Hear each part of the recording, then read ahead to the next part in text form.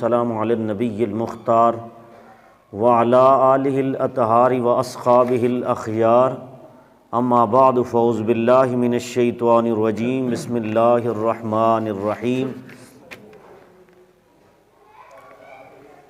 ایاک نعبد و ایاک نستعین ان اللہ و ملائکتہ یصلون علی النبی یا ایھا الذین آمنوا صلوا علیہ وسلموا تسلیما اللہم صلی علی سیدنا و اصحاب سیدنا و مولانا محمد وبارک وسلم وصلی علیہ الصلاۃ والسلام علیک یا رسول اللہ وعلی آلک و اصحابک یا سیدی یا حبیب اللہ الصلاۃ والسلام علیک یا نور اللہ وعلی آلک و اصحابک یا شفیع المذنبین۔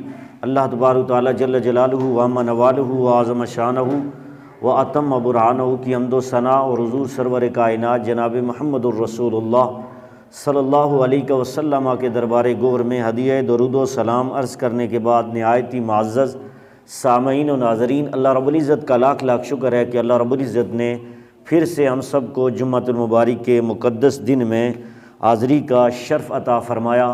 میں دعا کرتا ہوں کہ اللہ رب العزت آج کے اس مقدس دن کے توسل سے ہم سب کو قرآن و سنت کے فہم اور ابلاغ کو سمجھنے کی توفیق عطا فرمائے۔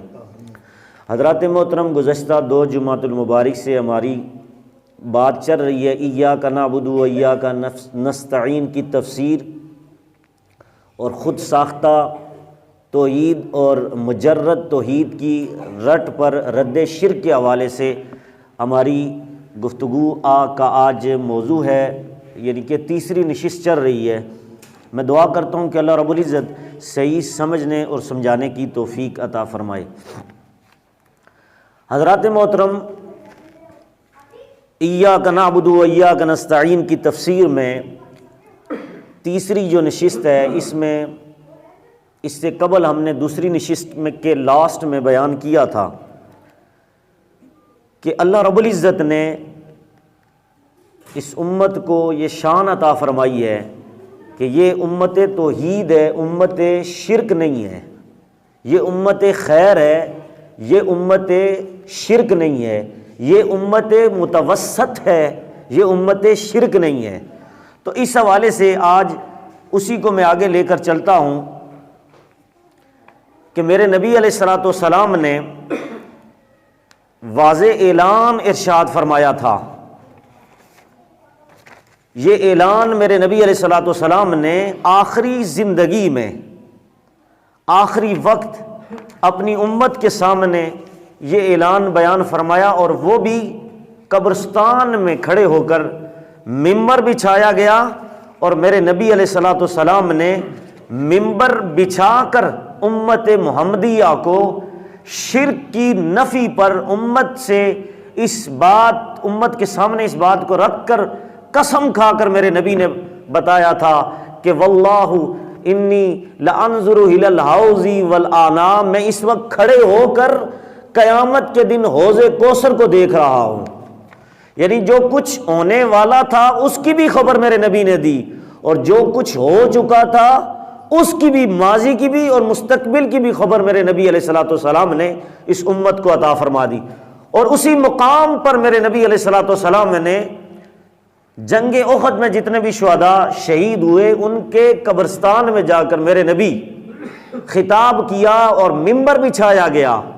اس سے یہ پتہ چلا یہ انباء کثیر تھا، اجتماع کثیر تھا، کہ اگر 4-5 بندوں کی بات ہوتی تو پھر ممبر بچھانے کی ضرورت نہ ہوتی۔ ممبر کا بچھانا یہ اس بات کی دلالت کرتا ہے کہ یہ اجتماع کثیر تھا، کہ میرے نبی کا یہ آخری زندگی کا آخری خطبہ تھا، جو قبرستان میں جس طرح ہم مزارات میں سال کے بعد جاتے ہیں اور جا کر وہاں پر ممبر بچھایا جاتا ہے، اور عرس کی شکل میں ہم ان مزارات کے سامنے اپنے صحابہ کے سامنے میرے نبی کا بیان کرنا، اور آج کل کے اس دور میں خطباء کا عرس کے مزارات پر عوام کے سامنے اس طرح قرآن و سنت کا بیان کرنا، براہ راست میرے نبی کی عرس کی سنت کی بنیاد کو رکھنا، اس چیز کو ثابت کر رہا ہے کہ میرے نبی نے اپنی ظاہری زندگی میں عرس کا اہتمام کر دیا تھا، اور میرے نبی نے وہاں پر کافی لمبی حدیث ہے کہ اس میں کیا کیا میرے نبی نے بیان فرمایا، لیکن آخر میں جا کر میرے نبی نے قسم اٹھائی۔ اب اس حدیث کا آپ نمبر سن لیجئے تاکہ جو بھی ہم بات کر رہے ہیں دلیل سے بات کر رہے ہیں، اور جس تک بھی ہمارا میسج جا رہا ہے وہ یہ سمجھے کہ ہماری بات فہم حدیث یا قرآن یہ کہتا ہے اس طرح کی نہیں ہوتی، بلکہ ہم قرآن اور حدیث کے دلائل انٹرنیشنل نمبرنگ کے مطابق آپ کے سامنے بیان کرتے ہیں۔ تو سن لیجئے، یہ جو میں حدیث پڑھنے لگا ہوں اس میں میرے نبی نے امت محمدیہ کے بارے میں ایک گارنٹی دی، اور میرے نبی نے اپنی زندگی میں کہہ دیا تھا، فرما دیا تھا کہ میری امت میں مجھے اس بات کا کوئی خدشہ نہیں ہے، کوئی خوف نہیں ہے۔ کس چیز کا؟ فرمایا شرک کرنے کا خوف نہیں ہے۔ کس کا خوف نہیں ہے؟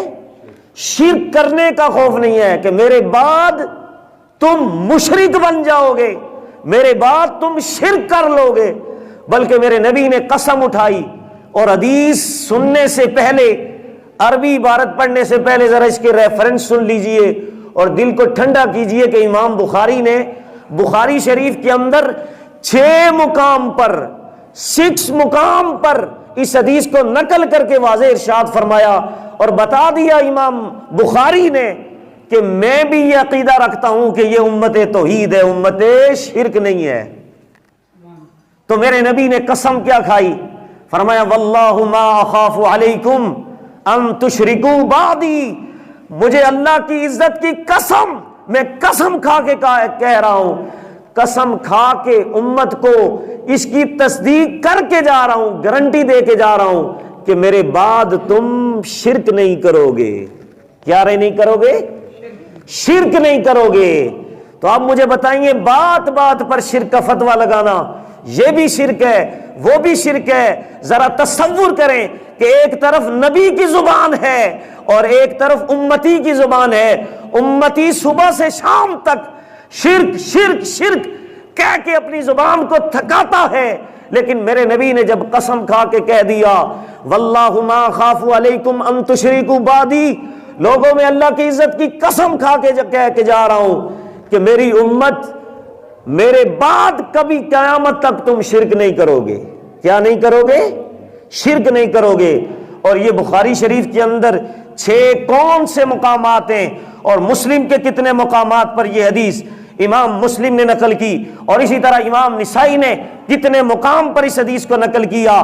سنیے، امام بخاری نے حدیث 6 مقام پر، کس مقام پر، یعنی کہ ایک حدیث امام بخاری تکرر کے ساتھ، تکرار کے ساتھ 35 مرتبہ بھی ایک حدیث کو لائے ہیں بخاری کے اندر۔ لیکن یہ والی حدیث جو میں پڑھ رہا ہوں جس میں میرے نبی نے امت محمدیہ کو آخری خطبے میں للأحیاء والاموات کے لفظ موجود ہے کہ میرے نبی زندوں سے بھی خطاب کر رہے تھے اور ان اہل مزارات مرحومین سے بھی خطاب کر رہے تھے۔ تو پتہ یہ چلا میرے نبی کا یہ عقیدہ ہے، مردہ میری بات سن رہے ہیں، مردہ میری بات سن رہے ہیں، یہ ختم نہیں ہو گئے۔ اس لیے حدیث کے اندر لفظ موجود ہیں بعد 80 8 سال کے بعد میرے نبی وہاں پر قبرستان میں گئے اور وہاں جا کر عرس کی سنت کو زندہ کرتے ہوئے میرے نبی نے اس پوری امت مصطفیہ کو یہ گارنٹی عطا فرما دی کہ میں قسم کھا کے کہہ کے جا رہا ہوں کہ میرے بعد تم شرک نہیں کرو گے۔ بخاری شریف کے اندر حدیث نمبر 1344 ہے، دوسرے نمبر پر 3596 ہے، تیسرے نمبر پر 4042 ہے، 5ویں مقام پر 4085 ہے، 6ٹھے مقام پر یعنی کہ 5ویں مقام پر 4000، چوتھے مقام پر 4085 ہے، 5ویں مقام پر 6426 ہے، اور اسی طرح 6ٹھے مقام پر 6590 ہے۔ یہ 6 مقام پر امام بخاری نے اس حدیث کو نقل کیا کہ میرے نبی نے قسم اٹھا کے امت محمدیہ کو یہ گارنٹی عطا کر دی کہ مجھے امت میں اس بات کا خوف نہیں ہے، خطرہ نہیں ہے کہ میرے بعد تم مشرک بن بن جاؤ گے، شرک کرو گے۔ اور امام مسلم نے 2 مقام پر اس حدیث کو نقل کیا۔ امام مسلم نے جلد نمبر 2 صفحہ نمبر 250 پر اس حدیث کو نقل کرتے ہوئے، اور اسی طرح مسلم شریف کی حدیث نمبر 5976 ہے، اسی طرح دوسرے مقام پر 5477 نمبر، اور امام نسائی نے 1953، اور مسند احمد بن حنبل نے، امام حنبل نے اس حدیث کو 17382 پر اس کو نقل کیا۔ ابن حبان کے اندر حدیث کا نمبر ہے 3998، سنن کبریٰ کے اندر امام نسائی نے 6600 نمبر پر اس حدیث کو نقل کیا۔ اسی طرح سنن کبریٰ نسائی شریف کے اندر 2081 نمبر ہے، اور اسی طرح مسند ابو یعلا کے اندر 1741 ہے، اور اسی طرح المعجم کبیر طبرانی کے اندر 767، اور دارقطنی کی جلد 10 کے اندر اس روایت کو نقل کیا گیا ہے۔ حوالے سن لیے آپ نے کہ کتنی کتابوں سے میں نے تخریج کر کے آپ کے سامنے اس بات کو کھنگال کے رکھ دیا کہ میرے نبی نے 1400 سال پہلے قسم کھا کے کہا۔ کیا کہا میرے نبی نے؟ فرمایا واللہ ما اخاف علیکم ان تشرکوا بعدی ولکن تنافسوا فیہا۔ میرے نبی نے فرمایا میں اس بات پر اپنی امت کی گارنٹی دے کے کہہ کے جا رہا ہوں کہ میرے بعد تم شرک نہیں کرو گے، ولکن اخاف علی، اور ایک چیز کا مجھے خوف ہے، تنافسوا فیہا، کہ تم بعد میں اور اس مال کے ہرس میں، مال کی لالچ میں، دنیا کی لالچ میں پڑ جاؤ گے۔ جس طرح میرے نبی نے شرک کی نفی کی، اسی طرح اس بات کا کیا۔ مجھے امت میں اس چیز کا خوف ہے کہ لوگ سارا دن مال کے پیچھے پڑے رہیں گے۔ حضرات محترم، بات وہی ہے کہ اگر اس سے مراد واحد صحابہ اکرام سے خطاب تھا کہ ان کو گارنٹی دی جا رہی تھی کہ تم میرے بعد شرک نہیں کرو گے، تو اگلا جملہ حدیث کا لفظ ہے وَلَكِن تَنَافَسُوا فِيهَا، کہ تم مال کے ہرس میں، دنیا پرستی میں پڑ جاؤ گے۔ یہ جملہ بھی پھر صحابہ پر فٹ ہوگا۔ معاذ اللہ صحابہ اکرام کے بارے میں یہ عقیدہ رکھنے سے بندے کے عقیدے کی عمارت گر جائے گی، پھر صحابہ کے بارے میں یہ عقیدہ رکھنا پڑے گا۔ تو بتایا جا رہا ہے یہ گارنٹی ہمارے لیے تھی، قیامت تک تھی، کہ میرے مصطفیٰ کریم کہہ رہے تھے کہ تم مال کے ہرس میں، مال دنیا پرستی میں پڑ جاؤ گے، وگرنہ شرک کے بارے میں میں اعلان کر کے جا رہا ہوں کہ میرے بعد میری امت کبھی بھی شرک نہیں کرے گی۔ میرے بعد میری امت کبھی بھی شرک نہیں کرے گی۔ اب آگے چلیے، دیکھیے یہاں پر یہ جو شرک میرے نبی نے جس کی گارنٹی دی، یہ شرک جلی ہے۔ کیا ہے؟ شرک جلی ہے، شرک اکبر ہے، شرک اکبر ہے، شرک جلی ہے۔ اور شرک کی دوسری قسم ہے شرک خفی، چھوٹا شرک۔ چھوٹا شرک تو آ سکتا ہے، یہاں جو گارنٹی اس حدیث میں بتائی گئی یہ شرک اکبر کی تھی، کہ میرے نبی شرک اکبر کے بارے میں بتا کے جا رہے تھے کہ میری امت شرک اکبر نہیں کرے گی، وگرنہ اب دوسری روایتیں میں آپ کے سامنے رکھوں گا کہ جس میں میرے نبی نے فرمایا مجھے خوف ہے کہ میری امت میں شرک آئے گا، لیکن آگے اس کی وضاحت کر دی۔ وہ کون سا شرک ہوگا؟ وہ شرک خفی ہوگا، چھوٹا، جسے شرک اصغر کہتے ہیں۔ شرک خفی اور شرک اصغر، اور یہ شرک اصغر کے بارے میں ہمارا رد نہیں ہے۔ 3 جمعے سے اور اس پر 20 جمعے لگائے جا سکتے ہیں کہ جس میں ہم ثابت کر سکتے ہیں کہ ہمارا رد شرک اکبر کے حوالے سے ہے، کہ اس امت کو شرک اصغر کی وجہ سے شرک اکبر میں دھکیلنا یہ بہت بڑا ظلم ہے، کہ بات بات پر پوری امت کو مشرک بنا دینا اور یہ کہہ دینا کہ یہ امت قیامت تک جو آج کل ہو رہا ہے، کسی کو حاجت روا کہنا، کسی کو مشکل کشا کہہ دینا، اور کسی کو فریاد رس کہہ دینا، کسی کو غوث اعظم کہہ دینا، یا یا رسول اللہ کی ندا لگانا، یا کسی کا توسل وسیلہ اختیار کرنا، یہ اگر شرک ہے اور اس شرک کی وجہ سے شرک اکبر کی طرف ڈال کر پوری امت کو معاذ اللہ جہنم کے اندر ڈالنے کی جو سازش اور ناکام کوشش کی جا رہی ہے، اور خود ساختہ توحید کا نعرہ لگا کر امت محمدیہ کو مشرک بنا کر معاذ اللہ اگر اس طرح کیا جا رہا ہے تو کوئی بندہ بھی پھر نہیں بچے گا، ساری کی ساری امت جہنم میں جائے گی۔ حالانکہ میرے نبی علیہ الصلوۃ والسلام کی حدیث آپ آگے میں آپ کی تفصیل سے بیان کروں گا کہ یہ امت جو ہے، یہ امت ساری کی ساری جنت میں جائے گی، ساری کی ساری امت جنت میں جائے گی۔ میرے نبی نے یہاں تک بتا دیا تھا کہ اس کا اول بھی خیر ہے، اس کا آخر بھی خیر ہے، اس امت کا اول بھی خیر ہے اور آخر بھی خیر ہے، یہ گارنٹیاں دی۔ لیکن یاد رکھو ہمارا رد شرک اکبر کے حوالے سے ہے کہ تم نے جس طرح اس امت کو شرک اکبر میں ڈالنے کی کوشش کی، دھکیلنے کی کوشش کی، ہم اس کا رد کر رہے ہیں، وگرنہ شرک اصغر کے بارے میں ہمارا رد نہیں ہے۔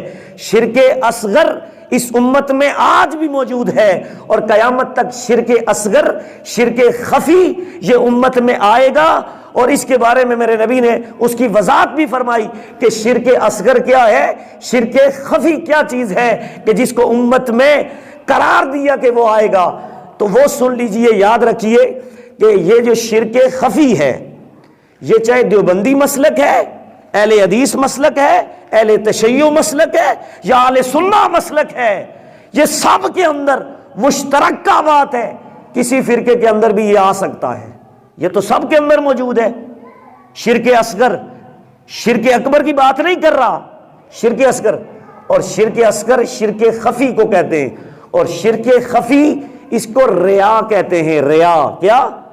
جس طرح ہم کہتے ہیں نا ریاکاری، دکھلاوا، الریاء شرک، میرے نبی نے فرمایا ریا شرک ہے۔ کیا ہے؟ دکھلاوا شرک ہے، اور یہ چھوٹا سا شرک ہے جس کو میرے نبی نے بتایا یہ امت میں آئے گا۔ اب یہاں پر سنیے میرے نبی علیہ الصلوۃ والسلام کی حدیث مشکات شریف کے اندر حدیث نمبر 5334 ہے، اور اسی طرح مسند احمد کے اندر 23119 نمبر یہ حدیث موجود ہے کہ میرے نبی علیہ الصلوۃ والسلام نے فرمایا کہ مجھے میری امت میں ایک چیز کا خوف ہے۔ وہ پہلے والی شرک اکبر والی روایت تھی بخاری کی، جس کے میں نے 25 حوالے پیش کیے، بخاری 6 مقام پر، کہ واللہ ما خاف علیکم، کہ مجھے تم میں کوئی خوف نہیں ہے کہ تم شرک کرو گے میرے بعد۔ اور یہاں پہ یہاں لفظ ہیں کہ فرمایا ان اخوف ما خاف علیکم الشرک، کہ بے شک مجھے اپنی امت میں شرک کا خوف ہے۔ اس پہلی حدیث میں کہا شرک کا خوف نہیں، اس روایت میں بتایا گیا کہ مجھے شرک کا خوف ہے۔ تو بتایا جا رہا ہے شرک کی 2 قسمیں ہیں۔ کتنی؟ 2 قسمیں ہیں۔ جس میں یہ نبی نے گارنٹی دی کہ شرک نہیں ہوگا وہ شرک اکبر تھا، اور جس میں کہا مجھے خوف ہے شرک کا، یہ شرک اصغر ہے۔ اور اس کی آگے وضاحت میرے نبی نے کی، فرمایا ما خاف علیکم الشرک الاصغر۔ آگے میرے نبی نے اس کی وضاحت اور اس کی تطبیق 2 اسپیکٹ کے ذریعے کی، بتایا کہ یہ شرک اصغر ہے، الشرک الاصغر۔ ہاں فرمایا مجھے امت میں شرک اصغر کا، شرک خفی کا خطرہ ہے کہ میری امت شرک خفی کرے گی۔ صحابہ نے پوچھا کالا ما ہی یا رسول اللہ الشرک الاصغر، یا رسول اللہ یہ شرک اصغر کیا ہے کہ جس کا آپ کو خوف ہے؟ تو میرے نبی نے کیا فرمایا؟ میرے نبی نے فرمایا قال الریاء۔ اگر تم پوچھنے چاہتے ہو کہ جس چیز کا مجھے امت میں شرک کا خوف ہے وہ شرک اصغر ہے، اور شرک اصغر کے بارے میں تم نے پوچھا کہ شرک اصغر کیا ہے، تو سنو شرک اصغر ریا ہے، دکھلاوا ہے، ریاکاری ہے۔ کیا ہے؟ ریاکاری ہے۔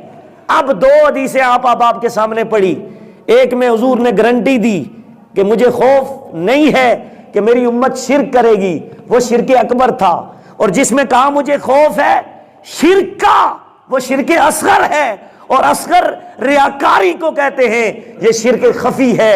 تو بتایا جا رہا ہے شرک اصغر کو شرک اکبر قرار دینا بہت بڑا ظلم ہے، اور شرک اکبر کو شرک اصغر قرار دینا یہ بھی بہت بڑا جرم ہے۔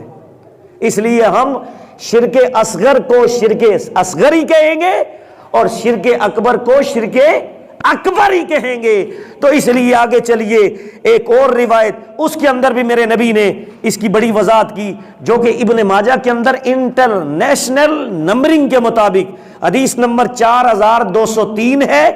یہاں میرے نبی نے واضح اعلان فرمایا، ان شداد بن اوس قال قال رسول اللہ صلی اللہ علیہ وسلم ان اخوف ما اخاف علی امتی الا الاشراک باللہ، فرمایا کہ مجھے امت میں اس بات پر خوف ہے کہ میری امت شرک کرے گی اللہ کے ساتھ۔ کیا کرے گی؟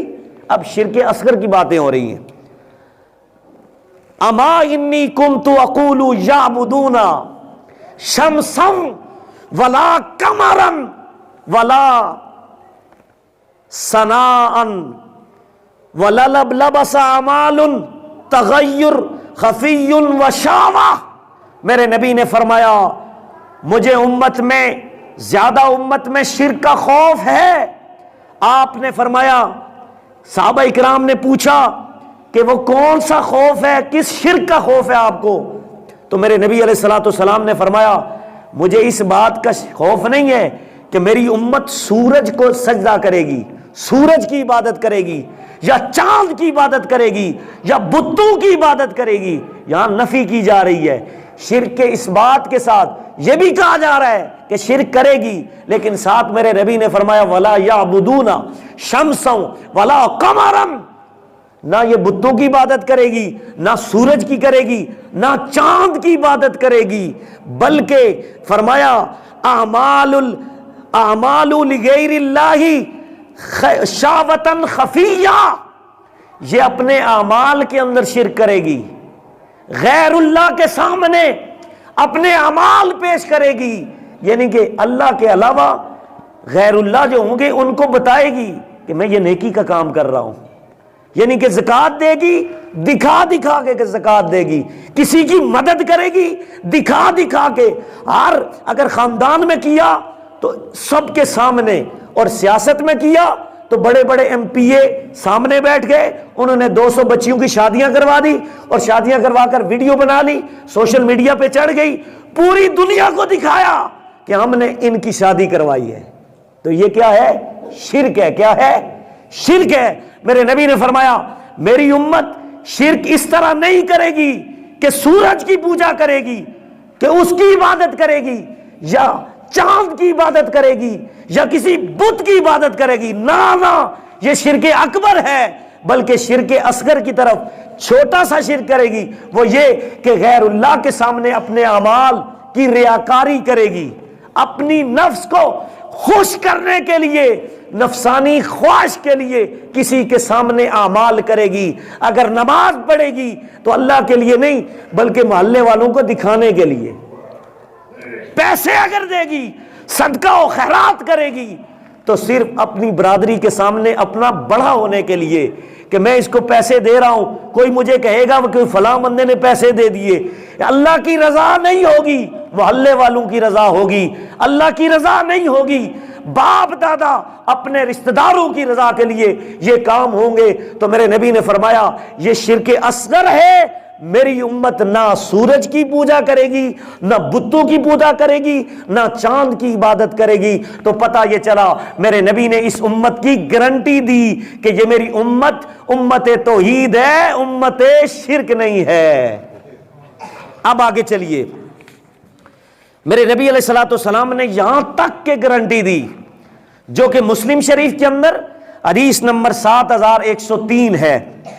جس وقت میرے نبی نے تبلیغ کی اور تبلیغ کا دور شروع ہوا، عقیدہ توحید پر زور دیا، اور میرے نبی کی 40 سالہ زندگی اتنی عروج پر پہنچی کہ میرے نبی نے پھر شرک کی جڑیں کاٹ دی، کفر مایوس ہو گیا، شیطان کی کمر ٹوٹ گئی، یہاں تک کہ شیطان کے بارے میں میرے نبی نے خود بیان فرمایا، جو کہ مسلم شریف کے اندر 7103 نمبر حدیث ہے۔ میرے نبی نے فرمایا شیطان نا امید ہو گیا، کہنے لگا کیا ہوگا؟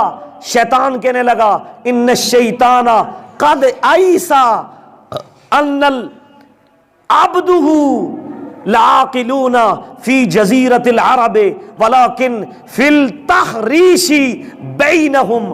میرے نبی علیہ الصلوۃ والسلام نے فرمایا جزیرہ عرب نے اس کی یعنی کہ شیطان جو ہے وہ شیطان کہنے لگا کہ میری عبادت کرنے والا کوئی نہیں ہے، میری عبادت سے مراد یعنی کہ کسی غیر اللہ کی عبادت کرنا، اس سے مراد شیطان ہے۔ شیطانی طاقت کی وجہ سے کسی بت کو سجدہ کرنا، کسی کی عبادت کرنا۔ کہا شیطان نا امید ہو چکا ہے کہ لوگ عبادت کریں گے، مگر اس بات پر شیطان خوش ہے کہ لوگ آپس میں جھگڑا کریں گے۔ کیا کریں گے؟ جھگڑا کریں گے۔ اور میرے نبی نے فرمایا جزیرۃ العرب کہ ان العبدہ لیصلون، لوگ کیا کریں گے؟ لوگ نماز پڑھیں گے اللہ کی۔ کس کی؟ اللہ کی۔ جزیرہ عرب میں عبادت کریں گے اللہ کی۔ اور بعض مفسرین اور محدثین نے لکھا کہ ولیکن مؤمنون، جو بھی نماز پڑھنے والا ہوگا وہ مومن ہوگا۔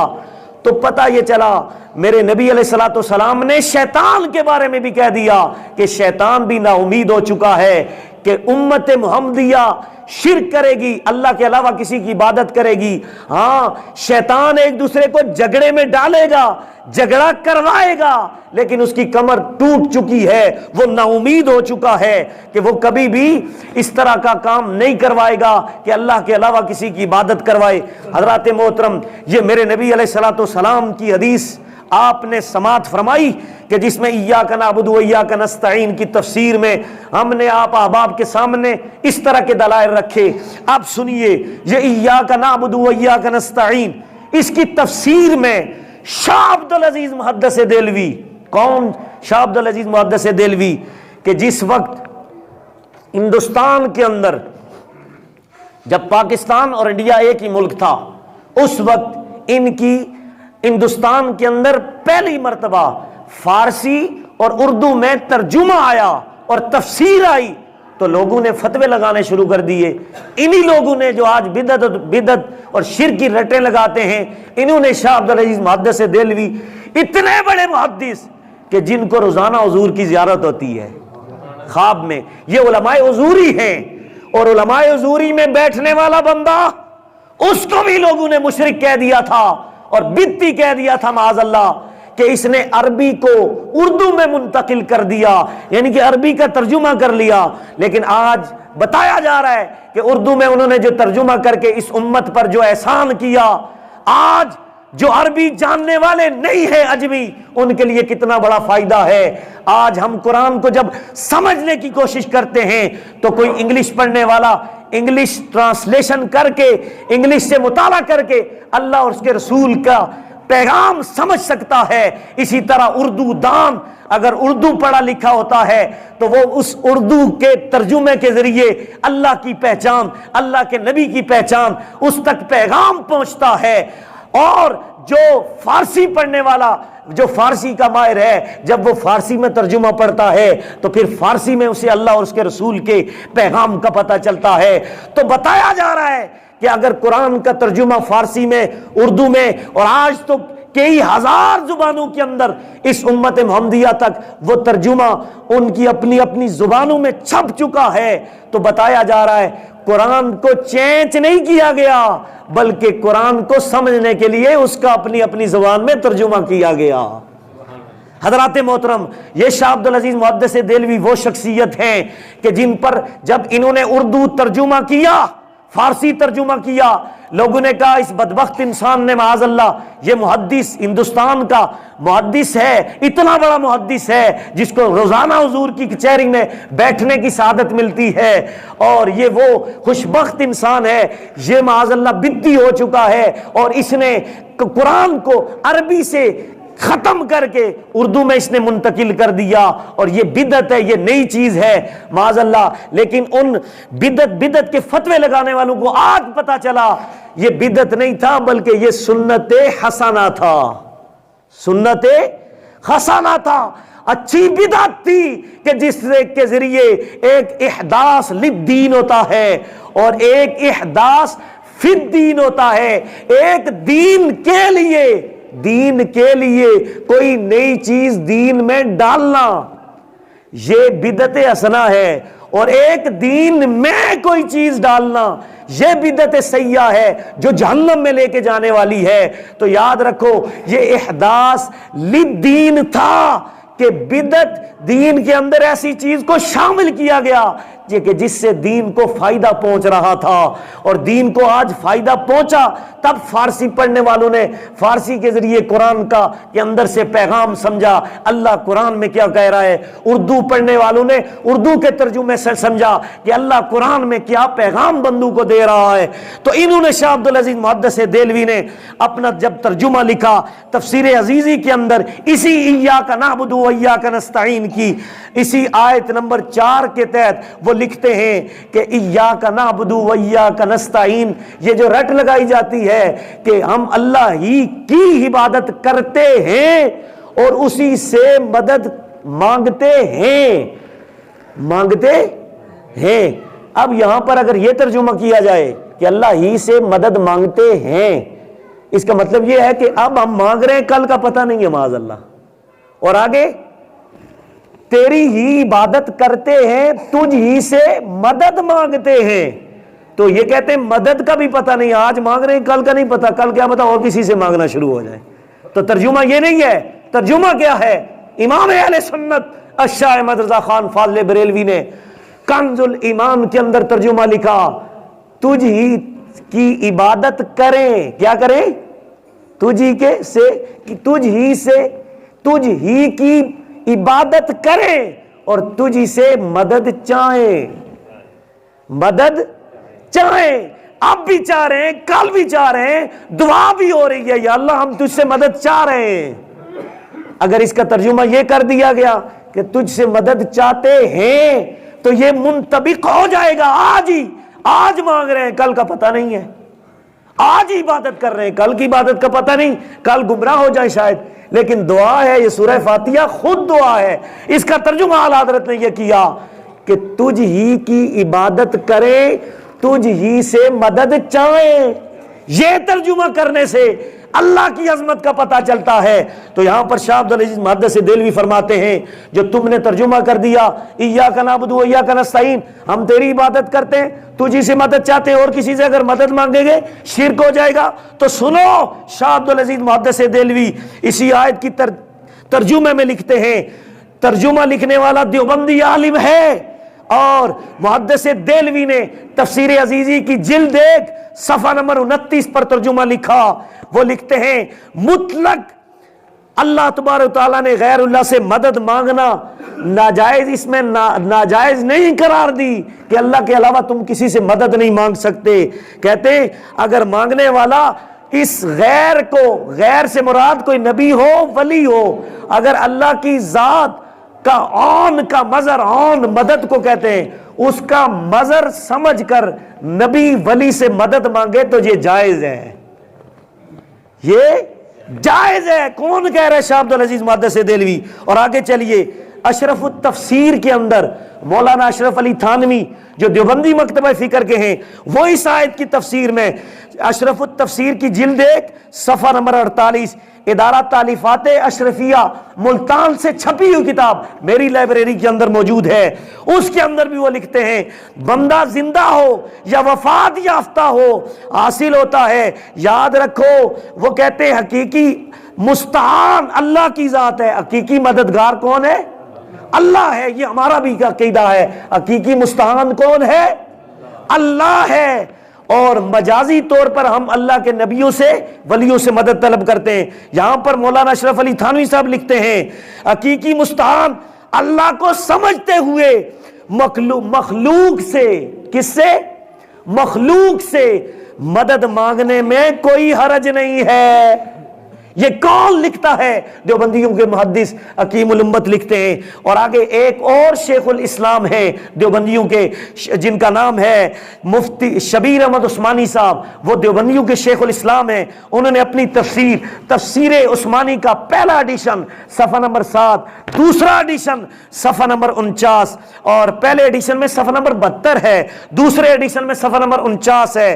مطبوعہ دارالارشاد کراچی مکتبہ دیوبند سے چھپی ہوئی یہ تفسیر، اس میں وہ اس ایاک نعبد و ایاک نستعین کی تفسیر میں لکھتے ہیں کہ اللہ کے مقبول بندوں کو واسطہ سمجھ کر، وسیلہ سمجھ کر اگر مدد مانگے تو جائز ہے۔ کیا ہے؟ جائز ہے۔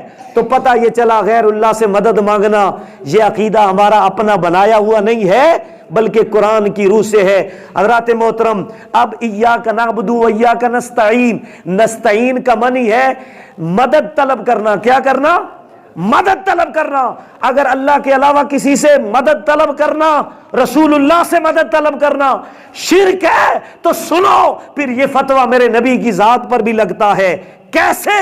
اٹھاؤ مسلم شریف کے اندر، نسائی شریف کے اندر حدیث پاک 3687، اور اسی طرح انٹرنیشنل نمبرنگ کے مطابق 3718 نمبر، مسند احمد کی دوسری جلد صفحہ 184 اور حدیث نمبر 218 ہے۔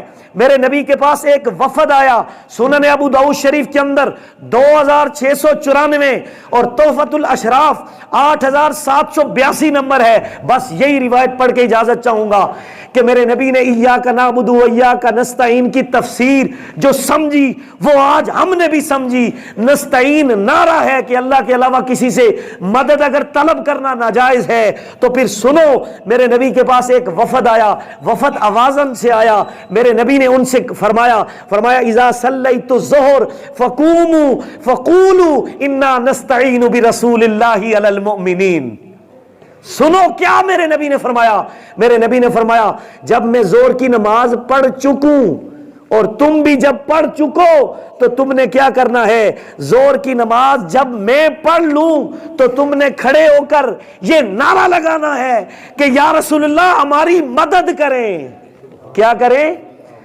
نستعین برسول اللہ، ایاک نعبد و ایاک نستعین، ادھر بھی قرآن کی آیت اور ادھر نبی کی زبان، نستعین برسول اللہ، نستعین باللہ، اللہ سے مدد، اور نستعین برسول اللہ بالمؤمنین، ہم رسول اللہ سے مدد طلب کرتے ہیں۔ رسول اللہ نے خود صحابہ کو یہ عقیدہ دیا کہ تم مسجد کے اندر بیٹھ کر مجھے پکارنا اور مجھے پکار کے کہنا اے اللہ کے نبی ہم آپ سے مدد مانگتے ہیں۔ حضرات محترم، آپ احباب نے یہ جمعہ سنا انشاءاللہ نیکسٹ جمعہ المبارک پھر ابھی ہم تعویلات اور رد شرک کے حوالے سے آپ احباب کے سامنے یہ معروضات رکھ رہے ہیں۔ انشاءاللہ آپ احباب انشاءاللہ نیکسٹ چوتھا جمعہ اسی پر سماعت فرمائیں گے۔ یہ سامنے اشتہار لگا ہوا ہے، آپ نے پڑھ لیا ہوگا غالباً۔ ہماری مسجد کا جو کام اوپر ہو رہا ہے، اس مسجد میں جو میٹیریل جس چیز کی ضرورت ہے اپنی استطاعت کے مطابق اپنے والدین کے اصال ثواب کے لیے اگر کوئی بھائی کرانا چاہیں تو یہ اس کی مد میں ماسٹر صاحب ہیں، حاجی صاحب ہیں، ان کو وہ پیسے دے سکتے ہیں۔ یہ کام سامنے لکھا ہوا ہے۔ باقی گزشتہ جمعہ المبارک 16,000 روپے غالباً ہمارا چندہ ہوا تھا۔ آج پھر ہمارا دوسرا اعلان آپ سنیں گے۔ کوئی بھی مہین حضرات اسی طرح اٹھے، کیونکہ پہلی تاریخ ہے، تقریباً ہمیں 25-30 ہزار روپیہ ہم نے مزدوری دینی تھی۔ تو تمام احباب سے میری گزارش ہے کہ آج پھر کوئی احباب اپنے دل کے اوپر ہاتھ رکھ کے اللہ اور اس کے رسول کی رضا کے لیے کھڑے ہو کر اعلان کریں کہ ہم نے اتنے پیسے آج دینے ہیں۔ اگر کوئی بھائی دینا چاہے تو کھڑے ہو جائیں۔ اللہ تبارک و تعالیٰ آپ کے اس عمل کو قبول فرمائے۔ انشاءاللہ یہ چندہ 2